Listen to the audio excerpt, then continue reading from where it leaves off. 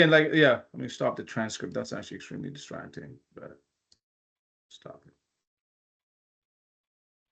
Okay. First thing first, sort of order of affairs is just an introduction and share a little bit about what your organization's doing for when it comes to AI. I'll start with you, Michael. You've kind of been in this space for a long time. You guys are doing a lot. Please jump in. Yeah. Yeah, no, absolutely. I mean, kind of speak real quick from just two aspects. I just was at a credit union in Tallahassee, Florida, now with a QSO.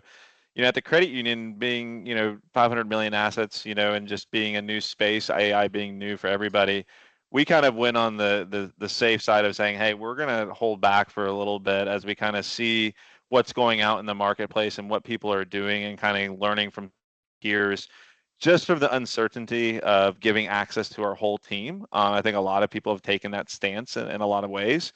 But with where I'm at now, working for Unified Solutions with some of our QSOs, we have usually really used AI to help us improve our product. To be able to really, what we like to say is take a lot of the heavy lifting off our credit union clients to be able to provide more information to them quicker and faster. Because I think everyone realizes, as credit unions, you're always moving so fast with different initiatives and things of that nature, that sometimes you bring things on board, but you don't have the opportunity to stay engaged with it because you have other initiatives that need to take place, right? So having AI to help you do that, stay engaged, is a really great piece.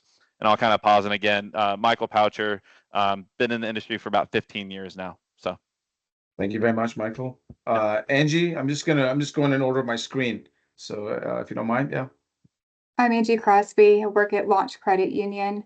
I'm the Vice President of the Project Management Office here, and we're looking to start a data and AI strategy.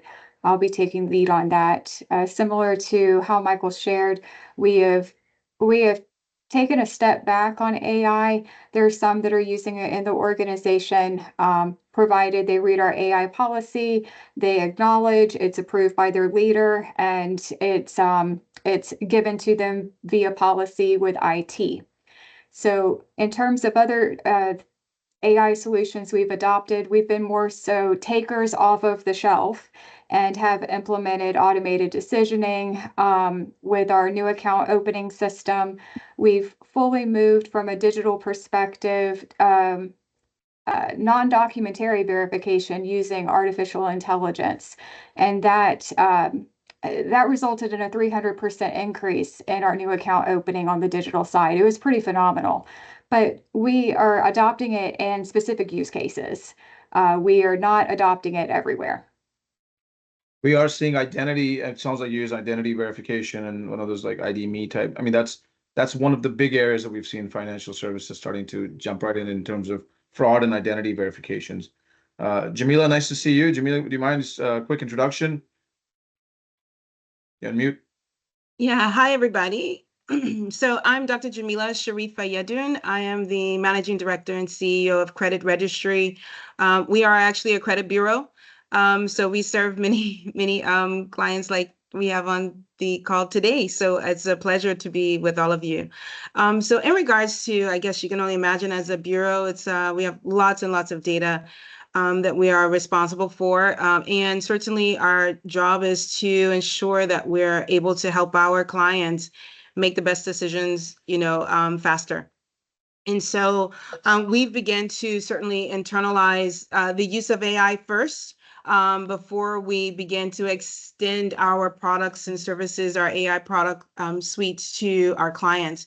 So some of the things that we've begun to adopt is primarily from our dispute management perspective, being able to really automate that process and be able to have it use generative AI to respond to the thousands of people who have questions around their data and things to that effect. So that's a big one for us. We have already designed, if you will, the bot that we want to use, the avatar we want to use, and all those kinds of things, and being able to really make that, should I say, customer experience as relatable as possible. So that's one area. Another area that we're diving into, certainly beyond just what we're using in our everyday meetings now, the transcripts that you can get very simply and easily utilizing AI. That's been phenomenal. So it's definitely make sure that the turnaround time on action items and things like that are literally immediately after the meeting. So that's pretty cool in that area. But we're also certainly taking it to another level in regards to how we receive our data.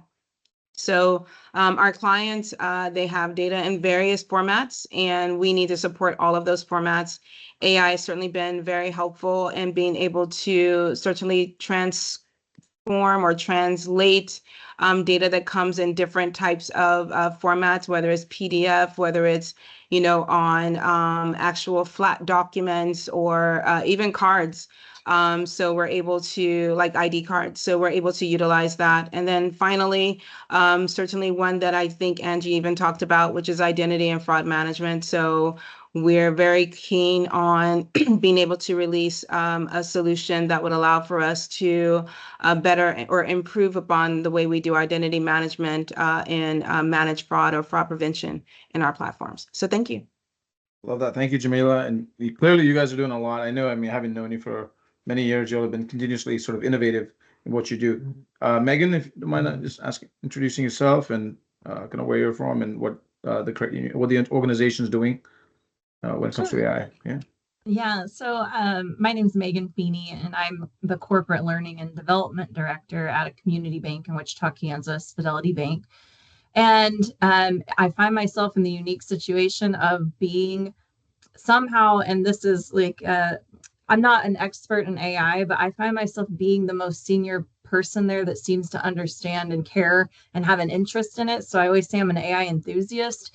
And so what I've been dealing with is, a lot of fear over data loss, legacy approaches, I would say, to how they are doing data, and not really a plan. I said I'll sleep better at night if somebody can just tell me there's an AI strategy somewhere being talked about at some level. And the answer was like, no, there's not. And so I've been kind of now taking that on, not asked, but just putting together thoughts and a plan that won't be too scary, but something that they could have to work off of to start getting data in order and to start, testing use cases. I know people are using it, for generative AI and for productivity uses, but there's so many other things, that we could be doing to reach our strategic goals. So that's kind of where we're at this point.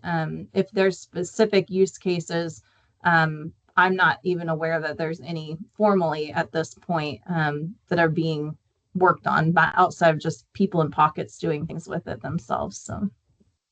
Well, Megan, you'll appreciate this. One of the things I was reading about recently is that there's a product out there that will take all your employees' like emails and documents and kind of go through their OneDrive and everything, and will create a little bit of a sort of a what this employee's role was, what they did. So tomorrow, if that person ever leaves, or the next person that comes in, it's like a ready-made working document. This is what was done every day. This is once a month. This is how they did it. This is with. I mean, it's a full pack on knowledge transfer happening between employees, sort of movement. So there's a lot going on. I mean, from the learning and development side, so I thought that might be interesting to you all. Yeah, it is. There's an AI tool that I just learned about, and maybe it's the same one, maybe it's different, but it's kind of the same thing. Like if I was leaving or I was retiring, it would interview me. And so it would capture everything that I want to share as a knowledge transfer, and every program I use and what do I use it for, and anything like that. Again, to keep that tribal knowledge going. So that's great to know. Thank you. Very nice. Jeff? Hi, Jeff Valley with Topline Financial in Minnesota. I'm the AVP of Data Analytics here. And for us, it's still very much early days. I've used it myself for some of the productivity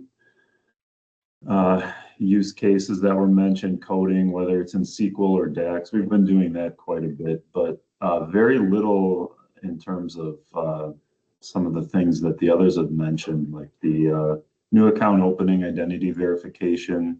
We use some of the meeting tools. I'm sure everybody uses those now, but We're seeing these things pop up with a lot of the third parties we work with, but I don't have a good sense of where that's really in place. It's kind of maybe sneaking up on us a little bit.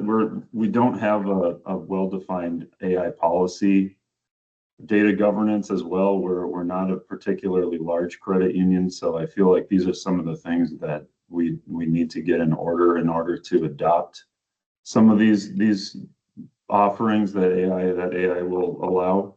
But I'm excited to hear what the others are doing. I've already heard a couple of things that are brand new to me, so I'm excited to be included here. Well, I'm glad it's already a value. And I do want to come back to the size question too, because I think we've got a few credit unions about the same size as y'all on this call. So we'll get to that. Judson? Yeah, hi everyone. My name's Judson Murray, and I'm a data analyst by trade and by profession, but today I'm really here more from an academic perspective. I'm actually currently pursuing my master's in data analytics from the University of Central Florida, and I'm really interested to hear what everyone has to say, and I really am interested in really like thinking about how I can better translate some of the skills that I'm learning, in my studies to actual application. So getting some real world feedback on that today, I think would be really, really awesome for me, just to be a fly on the wall. I think would be really nice. Maybe contribute some technical knowledge as well. Thanks, Judson. Phil?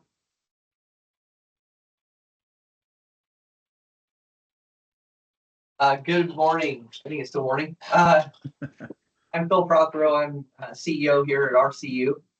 I'm about 3 weeks on the job, so I'm kind of turning over rocks and trying to figure out what's being used here versus what I came from.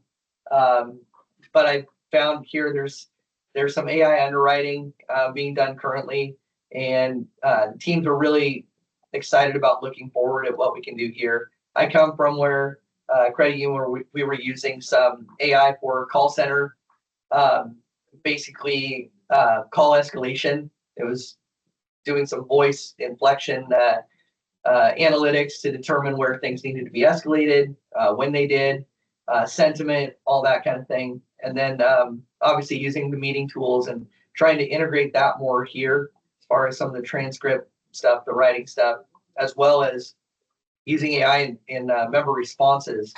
Been able to kind of take as we've got things popping up and being able to demonstrate where there's some value and efficiency in crafting some of these responses that go out and getting it automated responses essentially as things are coming in for what would be considered low level type complaints or that kind of thing. So I'm excited to really see what options things people are working with and then be able to bring it back to the table here. So that's my goal. Thank you. Appreciate it. Sanjay? Thanks, everyone. I'm Sanjay Bhaskar. I'm the Chief Revenue Officer here at Revio Insight. We're a data analytics platform focused on credit unions and banks and really helping them better understand their member and customer behaviors, how they're transacting today outside of your institution, where the opportunities are to grow. We've been using AI in our modeling, not just on the coding side, somewhat with our developers, but also creating a AI bot internal, because we bring in a volume of data around those behaviors and what those folks are doing, and giving our customers ways to kind of use that AI to say, all right, I want to create a simple query or search into the data for X product or service that I want to talk about, and being able to do that as well. So getting very specific in the way you can extract information out of the platform in a way that makes sense to you. So very highly customizable to what you're looking for out of the data. I definitely want to hear more about that at some point, because I know there's LLM merging, all these sort of new technologies merging into the traditional BI model. So I mean, that's an evolution that's happened there. Daniel, nice to see you. Yeah, nice seeing you too as well, Karan. Thanks for having me today. Yeah, I'm Daniel Bednar. I'm the Chief Strategy Officer at Ocean Air Federal Credit Union. So as many people have already stated today, we're at that place where you're still trying to figure out, hey, policy, make sure that we don't put member, information at risk, and then also familiarizing people with the capabilities of it. I think there's a Wharton professor that teaches AI at Wharton, and this intuitively makes sense. It's not anything mind blowing, but they did a survey where they said those executives that experiment with AI, voice it as this is critical you need to get ahead of it. You need to understand it. While those who haven't actively experimented with it, say, oh, it's not that big of a deal. It's over exaggerated. So you can see that difference. So I've always taken the approach strategically as how do I start to introduce other executives, leadership to its capabilities so that you get curious and say, hey, this is how, powerful it is. As an example for that, one of the first things when we did a rebranding, we were CBC Federal Credit Union, making it through the USPTO to a new name is challenging. Coming up with a name that resonates is challenging. I had the executives fill out a survey, with 6 questions under it, put that all into AI and had it generate, the names. And we use a tagline, Ocean Air Banking with a Breeze. Again, I gave a character limit that would fit with signage and said, hey, help me come up with a tagline we can use. And I thought that was a really good example of just introducing people to the creativity that AI can be used. And then we're also where we've started, and again, I think it's baby steps, getting people, to understand it and its capabilities, document management side.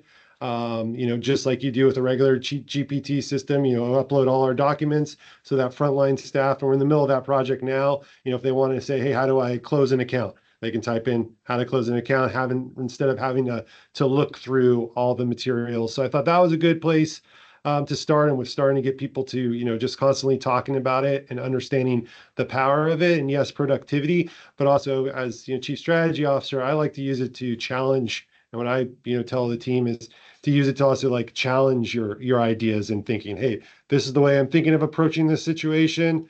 What do you think of it? Poke holes in it. How can it be better? And it's transformed some of the conversations that I would have had going into it had I not challenged myself and been like, oh, I was totally missing that. So I think at this stage, it's really getting people, comfortable with it and understanding its capabilities, slowly, so that they're more comfortable of it and don't look at it as some like monster that's out there. And oh no, it's got a lot of great capabilities. So happy to be here today and listen to what everybody else is talking about. And Daniel, I know you mentioned ChatGPT at a couple of points, but for this, so the logo and stuff, was that all ChatGPT driven, or was it you guys use Copilot? Yeah, so we now use, we've blocked, ChatGPT, but Copilot is what we've adapted and going through just because everything else is on there. But at the time, yeah, the logo was not, we used a marketing firm for that, but the name, tagline, just strategy behind rebranding, I would say that I can attribute that to a lot of back and forth at my house with ChatGPT. Yeah.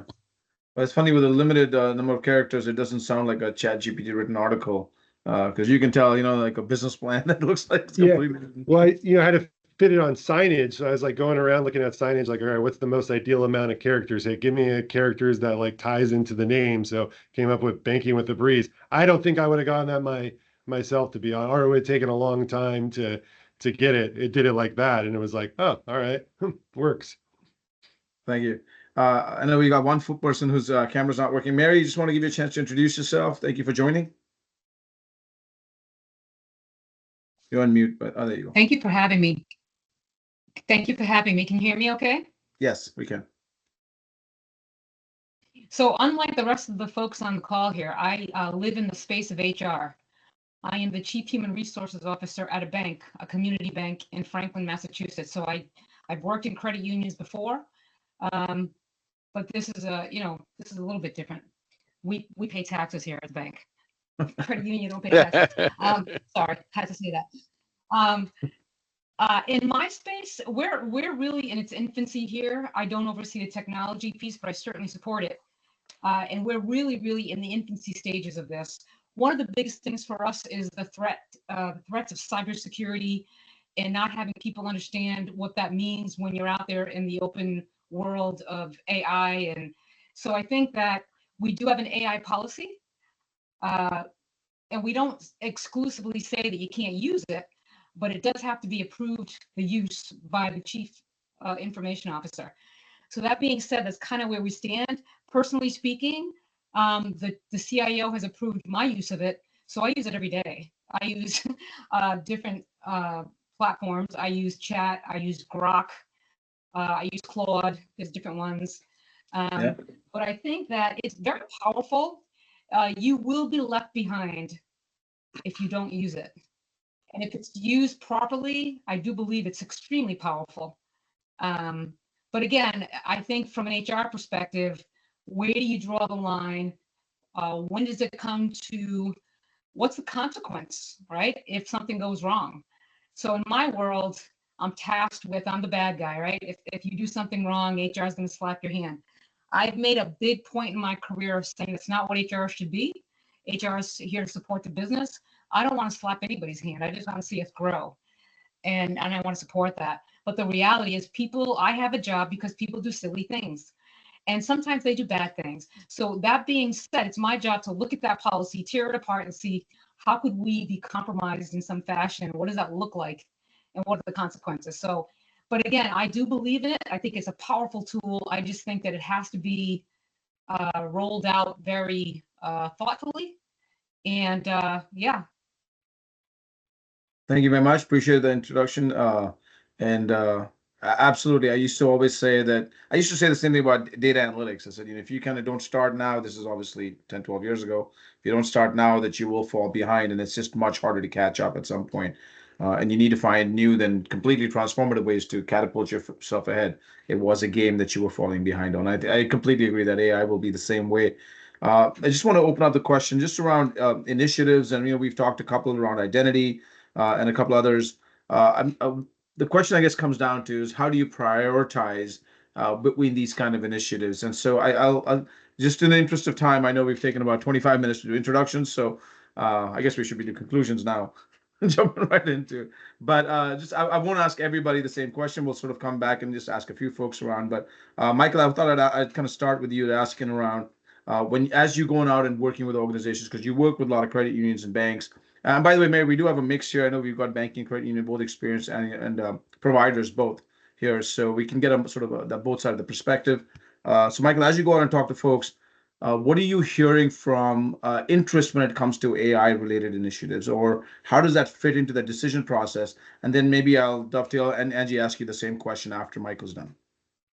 Yeah, I mean, just real quick, I think the piece for us that it creates excitement because organization an opportunity to start using AI in really a closed setting. And what I mean by that is we're using data that's already coming in from your membership, right? Usually what we use it is with survey data, right? So it's a tip in it's a your toe in the water to feel some sort of comfort, because that's usually the biggest fear, right? What are my team members going to put out into, whether it's any co-pilot, whatever it is that's going to get out there, member information, sensitive information. And this just gives an opportunity, kind of like what I think Daniel was mentioning, is like, here's a cool way you can use AI. Like here's a great way and a great use case that you can use it. So we get a lot of excitement because you're able to see, man, this brings a lot more bandwidth back to my team because I can have it work for me.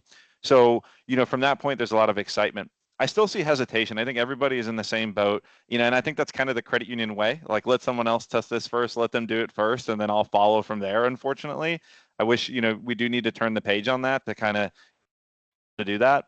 But that's typically the sentiment I get is excitement to be able to start doing something within the organization to get that efficiency in place. Yeah, no, absolutely. I think it's a need everybody asks. It's in every RFP. It's kind of like how every provider now has to provide an analytics background for some reason. That same thing is becoming with AI. What are you doing that? So it's definitely sort of something that everybody's looking for. Angie, when it comes to the decision-making process, I know you're dabbling where you mentioned sort of the identity side, but how do you vet or just the whole process when it comes to bringing on new providers, and how do you prioritize to get to that point too? So any sort of approach to that question? Sure. So we have a pretty robust governance process in place here at the credit union from a project portfolio management perspective. What that looks like is a VP or up can request a project. This can be anything. This can be related to AI. Because essentially what I want to do is create a single filter so that what we're doing is we're making sure we're working on the right things at the right time, AI included, to move the needle. So that's the plan. Has all of this been built out? No. But the structure that we have in place right now is we have a technology steering committee comprised of our executive team, audit, and some advisory roles. Then from there, they just broad brush and say, hey, does this align with strategy? And if it does, then we've set up another layer, and that layer consists of all vice presidents in the organization. And you might think, well, that's a lot of people. Well, what our goal there was one, to improve communication of what the credit union is doing, so those VPs can permeate information down to their teams. And then they also have the opportunity to vet the initiative. Why is it good for the credit union? Why is it good for our members? Why is it good for employees, and so forth? That information comes back to the technology steering committee, and then they have the final decision. And the types of criteria that we have is strategic alignment, the fit for the organization. Is it something that we're ready to do? If we're not ready for it, what do we need to do to be ready for it? Resources involved, complexity. Those are some of the evaluation criteria that we use. But it's funny you asked me, because this is one of the questions I actually had for the what you said to bring bold to the question. next agenda is like risk-based frameworks for selecting AI projects, determining also level autonomy. And then I'll share my other ones later if there's opportunity. I have written that down because that I definitely want that to be a question towards the end, because some folks have them, some folks don't, and people are heading down that path. So I'd love to come back to that. Just kind of moving on to the next one. One thing I wanted to talk about is, cybersecurity. Suchit, go ahead. No, Sorry, and I think we didn't introduce that's fine. ourselves either, but Hey, go ahead. I'm Sachit. I'm CEO at Advantage, handling a lot of the projects and product development, whatnot. Really, I'm able to see the AI as an elephant in the room from the other side of the game, right? Like working with all the credit unions and banks. What I've seen is AI has stuck into the perception game, and Angie, that's where I think really creating those layers may help you build or win that perception game. What is a normal AI project for me could be wild for your audit team or your compliance team. And I think that's one flavor if you guys can touch upon. Is a few years back we used to talk about BI champions. Now, with probably your layer of VPs, you're talking about AI champions. But really, going back to your another point, like how can you have one project at a time and do it right, and then win the game of perception? But really, as you guys talk about the project and the challenges, see if you can touch upon how to win the AI perception game, or game of a perception of AI, whatever you want to call it. I absolutely love that question. Does anybody want to take a stab at that, Daniel? Or I was gonna think maybe Phil or something. How do you, and anybody really can, and this is a discussion, but around how do you work through the AI perception and normalizing across different people what might be accepted as an organization? I don't know if anybody wants to take a go at that. Daniel, there you I'd go. say Yeah. it starts with the low. Like for me, at least what I've done in kind of here or with my research, just in general, and my understanding of getting people to kind of adopt it is start with those low hanging kind of fruit type, projects that efficiency to me immediately see. That's why we chose the document management side, right? Because that touches from everybody on the staff. And it is a problem. It is a pain when you have to go through documents and click through PDFs and search and open a different document. And maybe you have two documents that say two different things. And so doing the document management side also allows you to find out where you might have two SOPs. One says this way and this one says that, and one's outdated but hasn't been taken off yet. The AI will actually identify that and say, do you realize you have two things that, and it's a really quick and simple way to adapt it in something that wouldn't be considered also sensitive, right? It's not member information, it's your own internal process and procedures. So I think trying to, if you're having resistance, because I've faced that same thing where people just don't understand it yet. So it's hard. You can't force someone to understand it. You will understand it. It's like, no, I mean, the best way for people to change people's minds is to have people answer, their own questions themselves and learn themselves. And so if you can start with something that's relatively benign as far as like threat goes, have them start working with that. It makes it much then easier to be like, oh, wow, that is powerful. I'm open to now looking at other ways to explain it. And I will say I've seen that slowly kind of start to where I was a little bit worried, where it's, people are going to, because I use it all the time. I mean, I don't know what it's my therapist. I shouldn't admit this, but it's my therapist. No, but everything. And I'm like, man, people have to uh, experiment with it, but I am starting to slowly really see it change, that it's becoming a theme of people wanting to understand more about it. So that would be my thoughts there. Going from like the AI data-driven organizations to eventually becoming sort of AI-driven organizations in some way. And it is a gradual process. Jamila, I saw you had your hand up. Definitely want to give you a chance to sort of take a stab at that, or any thoughts you might have on it. Yeah. We can't hear you. Jamila, you're still on mute. Yeah, thank you. Thank you, Karan. I won't take up too much time, but I just thought maybe from the perspective that I come from, being the CEO of the company, I just always kind of, when I have tasks or we have initiatives that we're doing, I ask like, what is the ETA? And then I said, okay, have you also rubbed that against AI? What does it say? So, and then you can see how quickly they come back with something certainly, faster, where they thought maybe it'd take them 3 days to get it done or something like that. They can literally turn it around by the end of day. So it's like, putting out there from the top that, hey, it's absolutely acceptable for you to go and utilize the tools that are available to see if you can get all the opinions, ideas, options, and things on the table much more quickly. Like Daniel said, you don't have to go through so many different PDFs looking from one area to the other. You actually have the ability to streamline your access to information much more quickly to make the best decision. So from the top level, making it, should I say, almost like expected that you utilize AI to be much more efficient with what you have to deliver upon. So yes.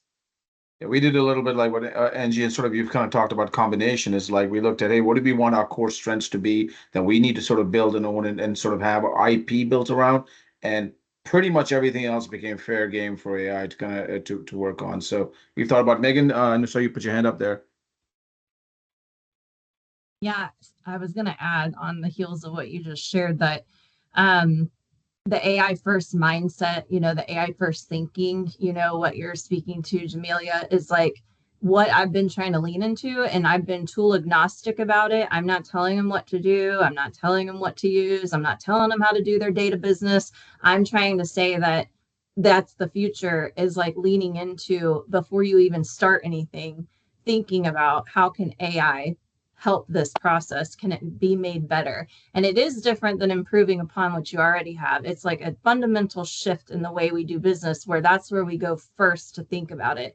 And the AI, I've been doing these, I created a talk and a presentation, and I'm just going around doing it myself. It's not even for the bank.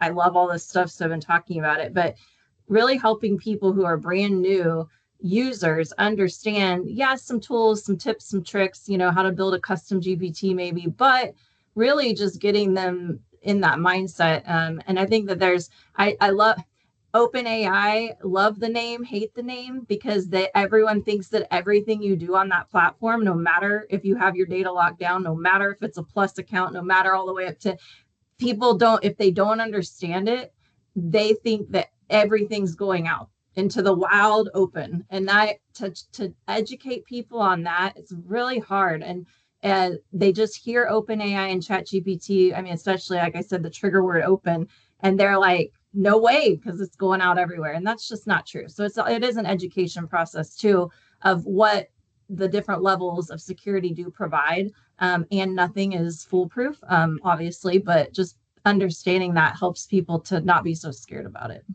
Well, I think understanding that risk, and then we'll come back hopefully to that framework. I do want to kind of shift a little bit, because I know we've got a bunch of folks that I wanted to tap into, and this is going to go a little bit maybe to Sanjay, Jeff, and Phil. Just gonna and Jeff and Phil maybe from because we have multiple billion-dollar plus institutions here. I think pretty much everybody here is a billion-dollar plus institution, and so kind of getting that size perspective. But I guess, Sanjay, my question, and then Jeff and Phil, similar, is around cybersecurity. I mean, as you think about the risks associated with kind of, Megan, what you talked about, this is out there, AI, or so how does this fit into the decision making, and not only the decision making, but the adoption of or bringing AI into organizations? What do you run into that when it comes to Sanjay, in your experience? You're on mute. Obviously, privacy and security is a big concern. We do get a lot of information from our institutions. So, as we are thinking about AI and different ways to bring it in the platform, it is also in that more controlled model. As you mentioned, Megan, like we've got to surround things around. It can't go anywhere. It has to stay contained within this area.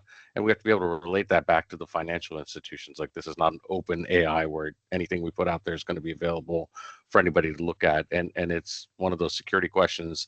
Anything we build, we initially looked at what would an open model look like, and it's like that's too scary. That's not going to make any sense because that information will be out there. Now, how do we put controls around that and use it, and just keep it contained within our system so you can query the things that you want out of it? I think that's critical. You have to solve that. You have to have an answer for it when you're talking to an institution. Otherwise, it's something that will scare them off. Even in the simplicity of use, as everybody just mentioned, that's like I don't think enough people know about the capabilities of it, and even things.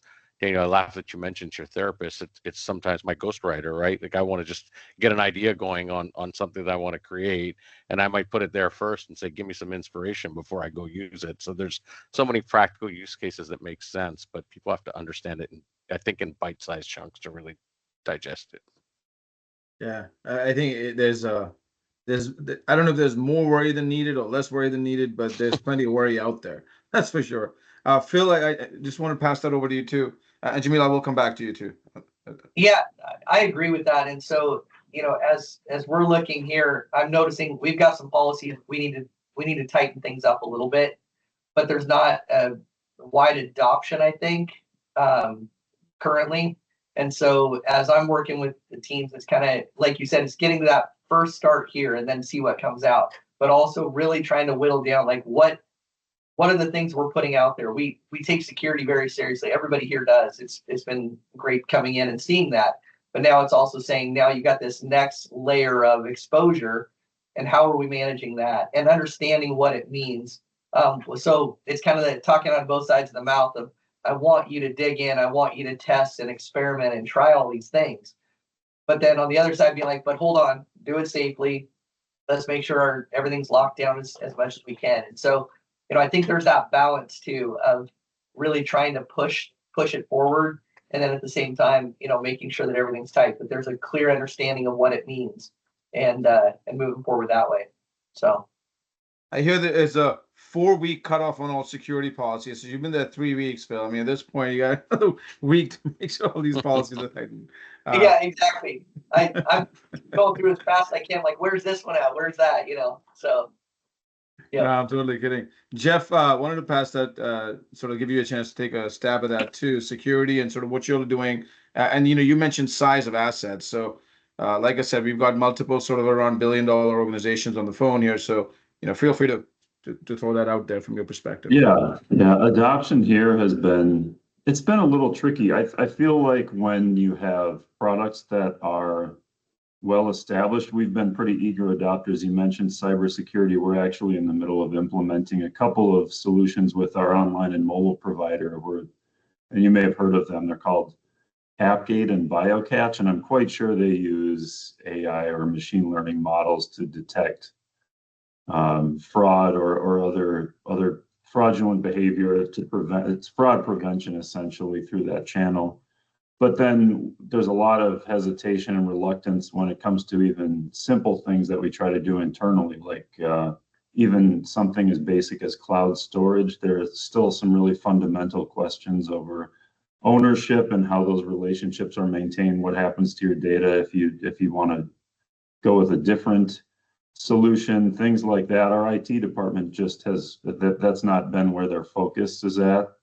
And so we've had a hard time moving and staying ahead of it there. I feel like we're a little bit behind. We work with various third parties on things like data warehousing and analytics, and we're still in this kind of hybrid mode where some stuff is in the cloud, some stuff is on-prem, and just juggling all that is tricky. So I'm trying to get more movement there, but adoption has been the biggest difficulty for me, actually, Karan. So I'm glad you did bring that up.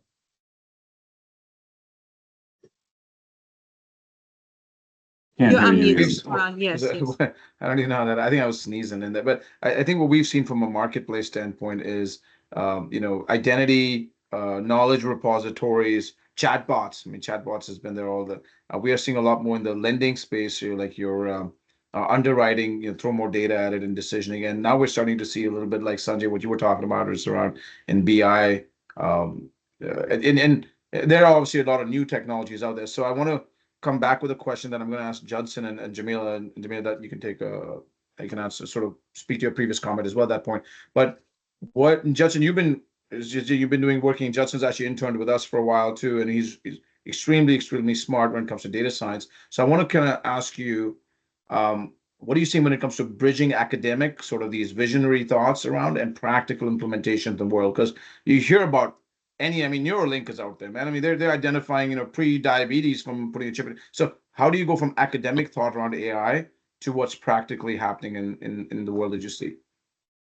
Well, I think you have to start with the problem. I mean, you have some problem that you want to solve using AI, and then from there you can kind of take, these things that you learn in academia, these sort of statistical methods and computational methods that you learn of how to utilize AI, and actually apply them to the problem case. And then from there you can add functionality onto that. Once you have like a basic solution for whatever basic problem case that you start with, you can start to then build that out and add functionality onto that.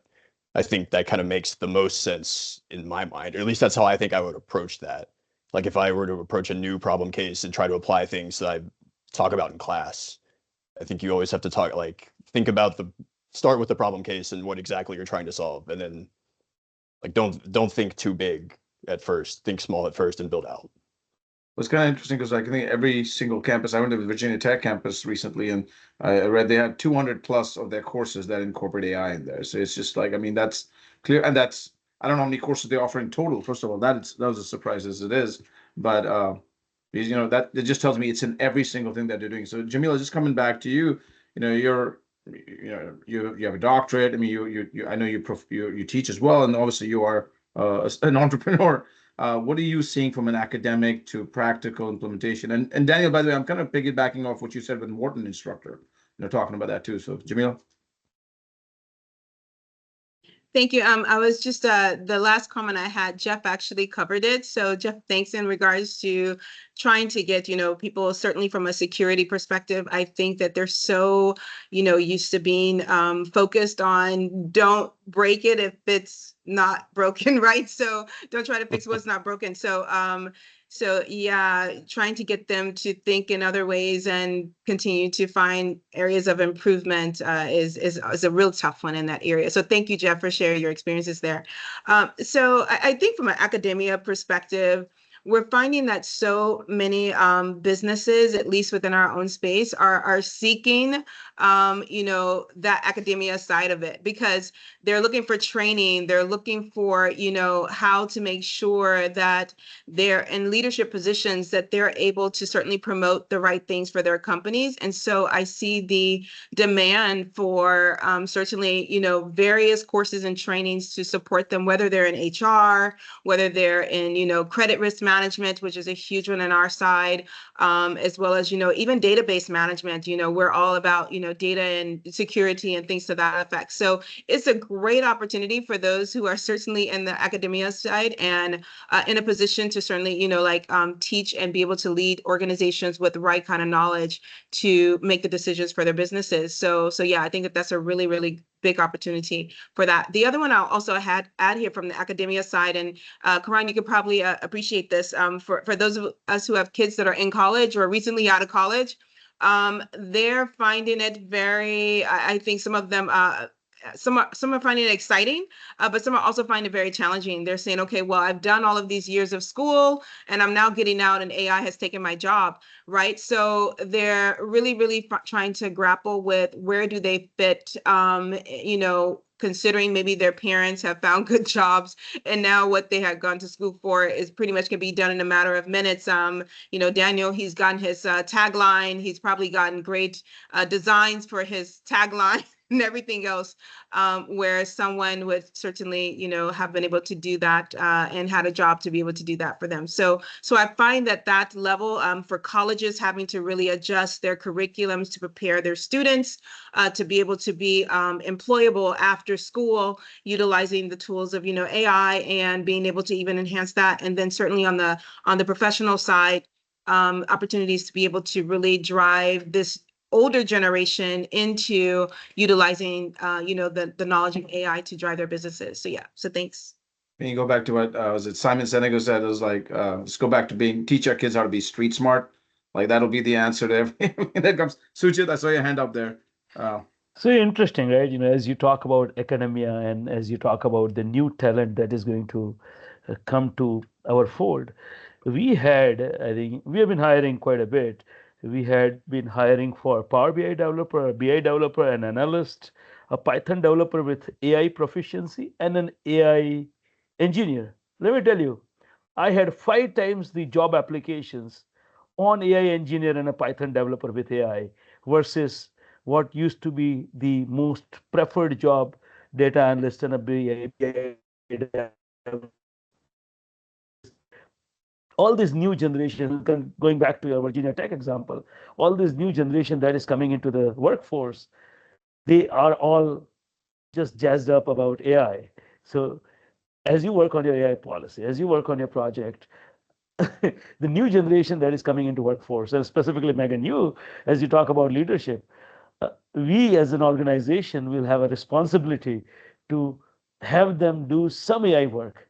And really, so that's one side of it, right? Second, I think most of the conversation has been about personal productivity improvement, right? On this, I think we do need to understand that we need to take it to the consumers who we are serving. We need to take it at a broader productivity at an organization. So we are at a juncture wherein we need to ensure that we figure out those processes, we figure out those projects, we figure out the cybersecurity, and we figure out our hiring to ensure that we are ready for that. And really, when we talk about AI readiness, we are not talking about these things. My younger son cheats on his homework assignments by using AI. I mean, every kid is doing it apparently these days, so it's not a secret. But we have now, so they have those tools that catch kids that cheat on AI. But the next thing we're going to need is a tool that catches resumes that are AI written, because clearly everybody's adding AI, and then half those candidates that are applying, which is probably on I don't even know how many of them are valid. But we do get a lot of fake resumes coming in now too in these applications. So it's interesting. And Megan, I will pass it over to you, but just in the interest of time. I know we kind of talked about having the bold questions, so if you have one, this would be the time also to add that in there, and then we'll kind of go around and wrap up a little bit. I just want to just want to let you know.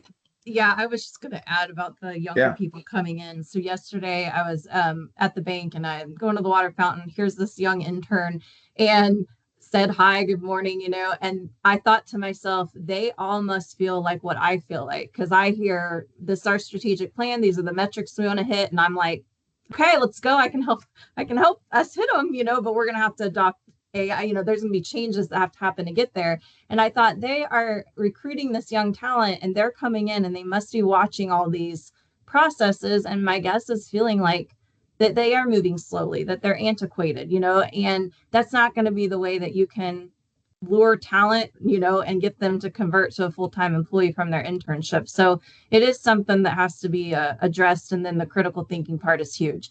It's back to street smarts. It's back to discernment. It's those types of, they're not soft skills, they're critical skills, but that is what has to have focus on for our entire, honestly, human race at this point. It's not just young kids, for us to be able to use AI and partner with it, I think, effectively, in my opinion.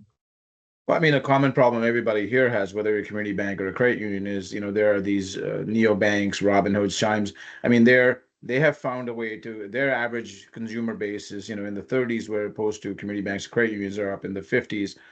The average age of a consumer there, or a member or customer there. So, I mean, clearly we're not. It's like you said, it's somebody from outside looking, or a new person coming in looking and saying, "Wow, what all is antiquated? Can we accelerate? Can we do things differently?" Anybody have any questions? I know, Angie, you said you had a few. Maybe I'll give you one. I know you had risk-based framework, I think was one, right? Or go ahead. Yeah, so I mentioned the risk-based framework. And then have you added any requirements to your vendor due diligence process? Kind of goes along with it.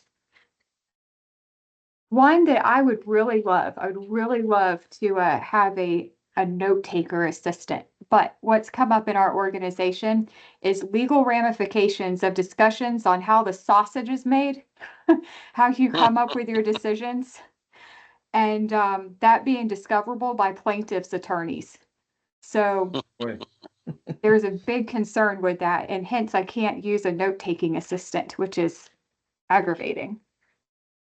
The other one is I would love to know how everybody has handled AI literacy in the organization. These are all 1 hour session. I'm just kidding, but so anybody want to take a stab at any one of those? The legal and from the point note taking side, vendor due diligence. By the way, in the last roundtable we had, one of the folks on had gone through and actually put together a risk-based framework for vendors that they have, and she was open to sharing it with everybody. So I have a copy of that. When we send out the notes, she said, it's for everybody to use. I'd be happy to share that. It actually was a credit union too, and a large one. So that might be a bit of a jump start for you in that regard. It's it's a framework that you can use for due diligence that adds in a vendor capability. Sanjay, I saw you unmuted yourself. Well, you're going to say something there, yeah? Oh no! I mean, I don't think I muted again, but no, I think there's a lot of stuff that I'd love to hear from the banks or credit unions. What kind of things you're putting around that risk assessment of your vendors, because that's helpful to me. Yeah. Anybody else sort of want to take a stab at the one big bold question, or even take a stab at answering Angie's question? Sujit, you normally have some thoughts. Sorry, go ahead. I can ask a bold question though. I mean, for the banks and credit unions on here, given the antiquated systems that you have in place today, how are you looking at, hey, like a core vendor doesn't move very fast. They're not going to move on things that you need.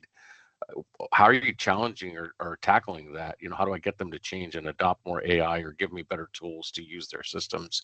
That's one of our challenges, getting data from these legacy systems that don't do a lot. How do you kind of push them? I'd love to hear thoughts on that. Can I add to Yep. Sanjay's question? The other thing is that you can still expect a vendor to incorporate AI into their tool because they're building it for many. What about your homegrown systems? I mean, everybody's got a whole bunch of homegrown systems in there too. Sure. So how do you even move the needle on something like that with incorporating new tech? So I don't know, Jeff, do you want to, or Phil, or anybody on the line take a stab at that? I don't want to call out folks necessarily. Jamila, go ahead. Yeah, I just addressed Andrew's question around, AI literacy. So I've looked at, what we do internally, and we still have a lot of work to do there. But honestly, I'm telling you, we're talking to the AI Vantage team, and I've been very fortunate to have them come and not only, make themselves available to my team, but across all of my entire customer base. We did a masterclass and we were oversubscribed. So Karan, huge kudos to that. We got great feedback. And I think it's really just bringing that level of awareness to everyone of what's happening in the market outside of what they're doing, much like what we're doing today, just hearing each other talk about it. And he's a great moderator for making sure large crowds can be able to learn from one another. So great job with that. So that's one of the things we've done. So yeah. Thank you for that. I really do appreciate that. I'm weird with compliments, but just kidding. But anyway, one of the things we are trying to do, just so you know, is we're trying to build this community around it. We at this point have, we're probably at 60 or 70 folks that have done this, and definitely want to get more people on. Sorry, Daniel, I know we're out of time. Well, I really appreciate everybody's time. We will try to do a bit of a follow-up at some point. We've even talked about doing an in-person conference at some point, trying to get folks together, non-focused, non-sales, just talk about how can we move this movement forward in some form. So I'm on for a few more minutes if anybody has questions, but I know we're right at 3 o'clock, so I just want to be cognizant of everybody's time. Thank you all a lot for taking your time and taking and sharing your thoughts here. Thanks, everyone. This Thank is you. great. Thank Great you. meeting all of Absolutely, Megan. you. Thanks so much. Thank you, Yeah, everyone. It was great to All meet you right. guys. Thank you. Okay, thank you. Bye. Thank you all. Thank you. And if you guys come up with the answers to all those questions that came up, I would love them. Just in your spare time. I was just about to stop the recording, and I'm glad I caught that. Well, thank you so much, Phil. Appreciate you joining Thanks, too. guys. Thank All you. right. Thank you. Thank you. Thanks, Jeff and Michael. See you guys. How you been doing? Stop the recording, Karan, then. I just did. Okay, good.